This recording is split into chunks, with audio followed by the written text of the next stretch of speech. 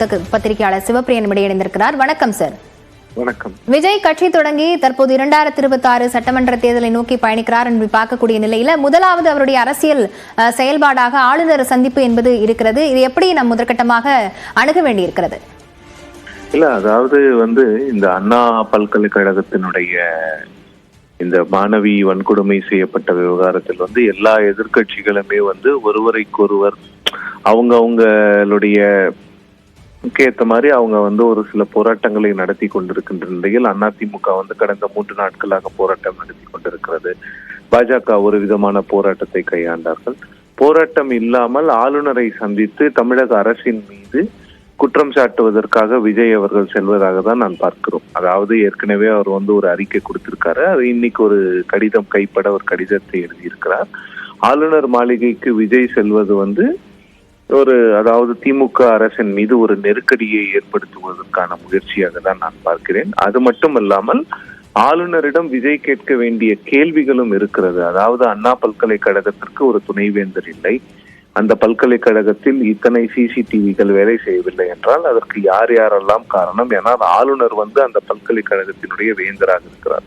So இதையெல்லாம் குறித்து விஜய் அவர்கள் தமிழக அரசை மட்டும் அங்க குறை சொல்லி பேசுவாரா, இல்ல ஆளுநர் அவர்களிடம் ஒரு துணைவேந்தர் இல்லாதது கூட அந்த பல்கலைக்கழகத்தில் பாதுகாப்பு இல்லாதது ஒரு காரணமாக இருக்கும் அப்படிங்கிற ஒரு ஹோலிஸ்டிக்கான அப்ரோச்சை எடுத்து பேசுவாரா அப்படிங்கிறத நாம பொறுத்திருந்துதான் பார்க்கணும். நிச்சயமாக தமிழக அரசு இந்த அண்ணா பல்கலைக்கழகத்தினுடைய விவகாரத்தில் நிறைய கேள்விகளுக்கு பதிலளிக்க வேண்டியது இருக்கிறது. அதாவது சென்னை உயர்நீதிமன்றம் கூட சென்னை போலீஸ் கமிஷனர் அவர்கள் மீது பல கேள்விகளை எழுப்பியது. அவர் மீது நடவடிக்கை எடுக்க முடியுமா அப்படிங்கிறதையும் சட்டத்தின் அடிப்படையில் நீங்கள் பார்க்க வேண்டும் அப்படிங்கிற கேள்விகளையும் உயர்நீதிமன்றம் எழுப்பி இருந்த சூழ்நிலையில் விஜயினுடைய சந்திப்பு மிகவும் அரசியல் முக்கியத்துவமா வாய்ந்ததாக கருதப்படுகிறது. ஏன்னா எந்த எதிர்கட்சியுமே ஆளுநர் கிட்ட சென்று முறையிடாத இந்த நிலையில் விஜய் அவர்கள் ஆளுநரிடம் செல்வது குறிப்பிடத்தக்கது. ஸோ விஜய் அவர்கள் இதை எப்படி அப்ரோச் பண்ண போறாரு? ஆளுநர் கிட்ட தமிழக அரசை மட்டும் குறை சொல்ல போறாரா, இல்ல அண்ணா யூனிவர்சிட்டியில வைஸ் சான்சலர் இல்லாததும் அங்க நிர்வாக அந்த ப்ராப்பர் செட்டப் இல்லாததும் ஒரு காரணம் அப்படிங்கறத சொல்ல போறாரா, என்ன மெமரண்டம் கொடுக்க போறாரு அப்படிங்கறத நாம பொறுத்திருந்துதான் பார்க்க வேண்டும். இணைப்பில் கருத்துக்களை பகிர்ந்து கொண்டவைக்கு நன்றி திரு சிவப்பிரியன். தொடர்ந்து பத்திரிகையாளர் ஷபீர் நம்முடைய தொலைபேசி வாயிலாக இணைந்திருக்கிறார். வணக்கம் சார். வணக்கம். விஜய் தொடர்ந்து அறிக்கைகளை வெளியிட்டு வந்த நிலையில தற்போது தேர்தலை நோக்கிய முதல் அரசியல் நகர்வாக இந்த சந்திப்பு பார்க்கப்படுகிறது. நாம் இதை எப்படி பார்க்க வேண்டியிருக்கிறது?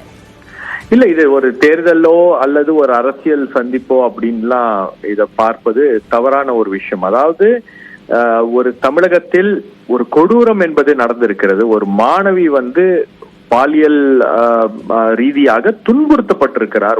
ஒரு யூனிவர்சிட்டிக்குள்ள பாலியல் ரீதியாக அந்த மாணவிக்கு ஒரு பெரிய அநியாயம், ஒரு கொடூரம் அப்படின்றது நடந்திருக்கிறது. அப்படின்ன போது அதை எதிர்த்து குரல் கொடுக்க வேண்டியது எதிர்கட்சிகளுடைய கடமை. ஒரு அரசியல் கட்சியை நீங்க ஆரம்பிச்சுட்டு நாங்க அதை பற்றி பேச மாட்டோம், அதை கண்டுகொள்ளாமல் இருப்போம் அப்படின்ற அளவுல யாருமே இருந்து விட முடியாது. நீங்க ஒரு அரசியல் கட்சியை நடத்துறீங்கன்னா இந்த விஷயத்துக்கு கூட நீங்க பேசல அப்படின்னா வேற எந்த விஷயங்களுக்காக நீங்க குரல் கொடுக்க போகிறீர்கள், பேச போகிறீர்கள் அப்படின்றதா. அதே பொதுமக்கள் அதை எதிர்பார்க்கிறாங்க. ஏன்னா உங்களுக்கு இந்த மாதிரியான ஒரு சம்பவம் அது ஏதோ ஒரு யூனிவர்சிட்டி வளாகத்துல ஒரு கிரைம் இன்சிடென்ட் நடந்துச்சு அப்படின்ற மாதிரி அதை கடந்து போக முடியாது. அதை அப்படிதான் கடந்து போகணும் அப்படின்னு அரசாங்கம் ஒரு முயற்சி எடுக்கிறது.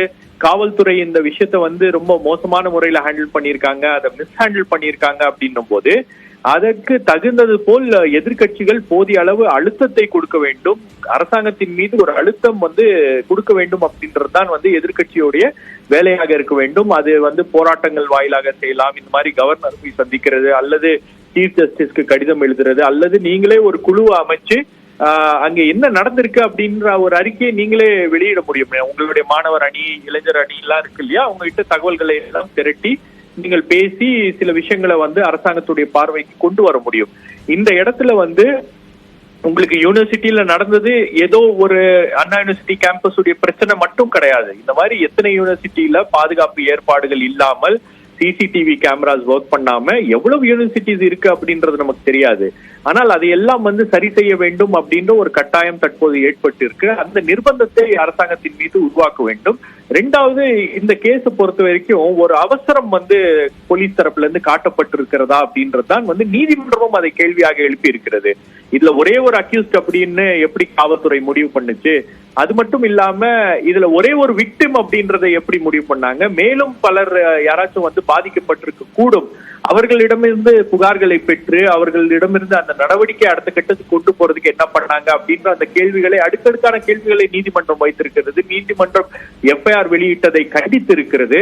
அப்ப இவ்வளவு விஷயங்கள் இருக்கும்போது எதிர்கட்சிகள் வந்து அந்த பிரச்சனையில் பேசாமல் இருப்பது வந்து சரியாக இருக்காது அப்படின்றதுதான் என்னுடைய பார்வை. ஆகவே விஜய் வந்து இதுல ஒண்ணும் பண்ணல, அவர் அறிக்கை விட்டாரு, அதுக்கப்புறம் அவருடைய கட்சி ஒரு போராட்டம் கூட பண்ணல அப்படின்ற ஒரு விமர்சனம் இருக்கக்கூடிய இந்த சூழல்ல வெளியே வந்து அவர் வந்து இந்த விஷயத்துல நானும் வந்து ஒரு சில முன்னெடுப்புகளை எடுக்கிறேன் அப்படின்றத பதிவு செய்ய வேண்டும், ஒரு அழுத்தத்தை உருவாக்க வேண்டும் அப்படின்னு அவர் ஒரு முயற்சியை எடுத்திருக்காரு அப்படின்னு தான் பார்க்கிறேன். பொதுவான ஒரு பிரச்சனைக்கு குரல் கொடுப்ப நடவடிக்கையா தான் அதை பார்க்கிறேன் அப்படின்னு தெரிவிச்சிருக்கீங்க. இணைப்பில் வந்து கருத்துக்களை பகிர்ந்து கொண்டமைக்கு நன்றி திரு ஷபீர். தொடர்ந்து நம்முடைய தொலைபேசி வாயிலாக மூத்த பத்திரிகையாளர் திரு தராஷ் ஷியாம் இணைந்திருக்கிறார். வணக்கம் சார். வணக்கம். விஜயனுடைய இந்த நடவடிக்கை எப்படி பார்க்கலாம்? முன்னாடியே குறிப்பிட்டது மாதிரி ஒரு பொதுவான பிரச்சனைக்கான குரலாக பார்க்க வேண்டியிருக்கிறதா, அது அரசியல் நடவடிக்கையின் முதற்கட்டம் அப்படின்னு எடுத்துக்கலாமா? அரசியல் நடவடிக்கையின் முதல் கட்டம் என்று எடுத்துக்கொள்ளலாம். ஆனால் ஆளுநர் பதவியை அகற்றப்பட வேண்டும் என்பதுதான் தமிழக வெற்றிக் கழகத்தின் கொள்கை. ஏன் அகற்றப்பட வேண்டும் என்பதை 2 விதமாக சொல்லியிருக்கிறார்கள். அது அவர்களது மாநாட்டின் 11வது எண் தீர்மானம். எதிர்க்கட்சிகள் ஆளும் மாநிலங்களில் ஆளுநர்களின் செயல்பாடுகள் அரசியல் சாசன சட்டத்துக்கு புறம்பாக நீடிக்கிறது. மாநில அரசுகளின் சுயமரியாதை சீண்டுகிறார்கள் ஆளுநர்கள். எனவே அந்த பதவி அகற்றப்பட வேண்டும். ஆக 2 விஷயம். ஆளுநர்கள் அரசியல் சட்டப்படி நடப்பதில்லை. இந்த ஆளுநர் இதுவரைக்கும் வந்து பல்வேறு பல்கலைக்கழகங்களிலே துணைவேந்தரே நியமிக்கவில்லை. ஆளுநர் பதவி வேந்தர் தான், அவருக்கு அதிகாரம் கிடையாது. துணைவேந்தர் இருந்தால் அது வேற விஷயம். அதை நாம் கண்டிக்கவில்லை, அல்லது தமிழக வெற்றிக் கழகம் கண்டிக்கவில்லை. 2வது, இதிலே சட்ட முன்னெடுப்பு செய்தது என்பது பாரதிய ஜனதாவை சேர்ந்த ஒரு வழக்கறிஞரோ அதிமுகவை சேர்ந்த ஒரு வழக்கறிஞரோ அவர்கள் போட்ட மனுவின் மூலமாகத்தான் சென்னை உயர்நீதிமன்றம் சிறப்பு புலனாய்வு குழுவை அமைத்தது. 2 கட்சிகளும் மிக சரியாக அந்த இடத்திலே அவர்கள் அரசியல் ரீதியாகவும் அதே நேரத்திலே பொது பிரச்சனையை மக்கள் கவனத்துக்கு கொண்டு வர வேண்டும், நீதிமன்றத்தின் கவனத்துக்கு கொண்டு வர வேண்டும் என்கிற வகையிலும் செயல்பட்டிருக்கிறார்கள். ஏனென்றால் சென்னை உயர்நீதிமன்றம் ஒரு சூமோட்டோவாக இந்த வழக்கை எடுத்துக்கொள்வது என்று முடிவு செய்தது. ஆனாலும் அது தலைமை நீதிபதியின் ஒப்புதல் பெறுவதற்கு காலதாமதம் ஆனதால் இவர்கள் மனு ஏற்றுக்கொள்ளப்பட்டு இப்போது இருக்கிற இந்த எல்லாமே இந்த 2 வழக்கறிஞர்கள், 2 கட்சியை சேர்ந்த வழக்கறிஞர்கள் அவர்கள் போட்ட மனுவின் மூலமாகத்தான் கிடைத்தது. மாணவிக்கு இடைக்கால நிவாரணமாக இருந்தாலும் சரி, அல்லது எஃப்ஐஆர் லீக் குறித்த விசாரணையாக இருந்தாலும் சரி, அல்லது வந்து சிறப்பு புலனாய்வு குழு அமைத்தலாக இருந்தாலும் சரி. எனவே அத்தகைய முன்னெடுப்பை திரு விஜய் அவர்களோ தமிழக வெற்றிக் கழகமோ செய்யவில்லை. ஆனால் அதற்கு பதிலாக ஆளுநரிடம் மனு கொடுப்பதன் மூலமாக அரசியல் கவனத்தை தன் பக்கம் ஈர்க்க முயற்சிக்கிறார். அதை தாண்டி இதுல வேற ஒரு விஷயம் இல்லை.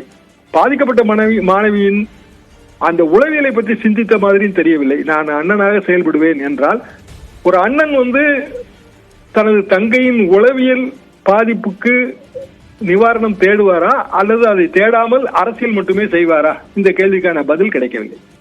நிச்சயமாக இணைப்பில் வந்து கருத்துக்களை பகிர்ந்து கொண்டமைக்கு நன்றி திரு தராசு ஷியாம்.